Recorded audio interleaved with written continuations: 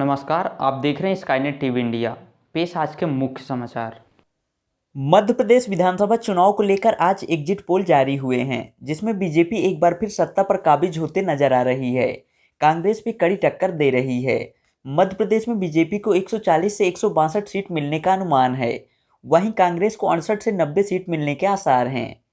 राजस्थान में बीजेपी को 80 से 100 सीट मिलने का अनुमान है। वहीं कांग्रेस को 86 से 106 सीट के आसार हैं। यानी राज्य में दोनों पार्टियों में कांटे की टक्कर है। आपको बता दें कि राजस्थान में कुल 200 सीटें हैं। सरकार बनाने के लिए वहां 101 सीटों की जरूरत होगी। वहीं छत्तीसगढ़ में बीजेपी को 36 से 46 सीट मिलने का अनुमान है। कांग्रेस को 40 से 50 सीट का अनुमान है। मतलब वहां किसी को साफ बहुमत मिलता नहीं दिख रहा है। प्रधानमंत्री नरेंद्र मोदी नई दिल्ली से दुबई जाने के लिए रवाना हो गए। 2 दिन की इस यात्रा में पीएम मोदी कल यानी 1 दिसंबर को दुबई में होने वाली COP28 के वर्ल्ड क्लाइमेट एक्शन समिट में शामिल होंगे। इसके अलावा वो कुछ नेताओं के साथ द्विपक्षीय बैठक भी करेंगे। COP28 क्लाइमेट समिट 12 दिसंबर तक चलेगी। इसमें पीएम मोदी के अलावा किंग चार्ल्स, ऋषि सुनक, कमल हैरिस समेत दुनिया भर के 167 नेता जलवायु परिवर्तन और इसके समाधान के मुद्दे पर चर्चा करेंगे।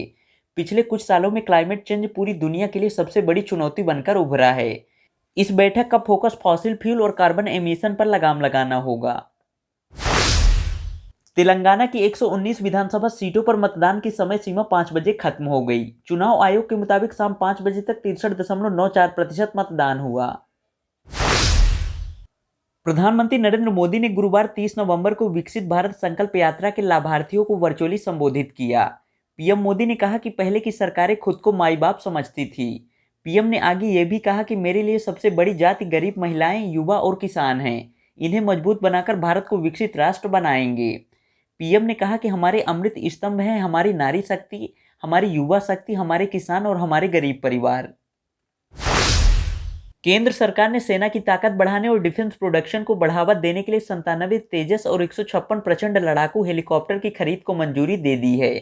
ये दोनों स्वदेशी कॉम्बैट प्लेन हेलीकॉप्टर हैं। वाराणसी की जिला कोर्ट ने ज्ञानवापी मामले में स्टडी रिपोर्ट सबमिट करने के लिए ASI को 10 दिन का और भी समय दिया है।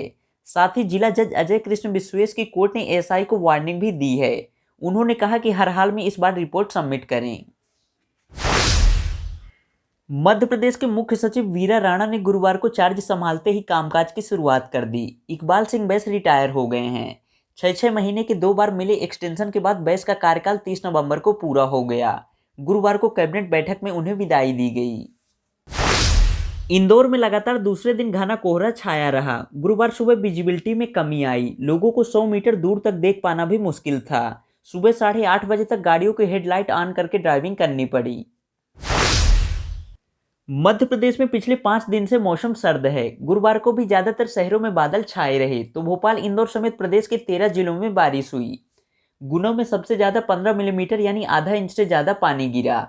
इसी तरह भोपाल, छतरपुर जिले के खजुराहो, नौगांव, टीकमगढ़, उमरिया, दमोह, नर्मदापुरम के पचमढ़ी, बैतूल, सागर, सीधी, जबलपुर, सतना और इंदौर में भी कहीं तेज तो कहीं हल्की बारिश हुई।